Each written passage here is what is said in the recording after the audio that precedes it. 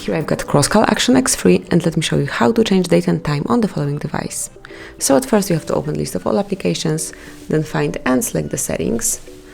Here you should scroll down, find and pick date and time, and now you can either have an automatic date and time, or you can switch it off by tapping on this icon, and then you can set the date and time manually by yourself. So it's up to you what date and time it currently is. Then you can also have automatic time zone, and it will be network provided time zone, or you can switch it off and select the one from the list by yourself. So let me pick, for example, this one. Then you can also switch off 24-hour format clock and have 12-hour format clock. And that's basically all.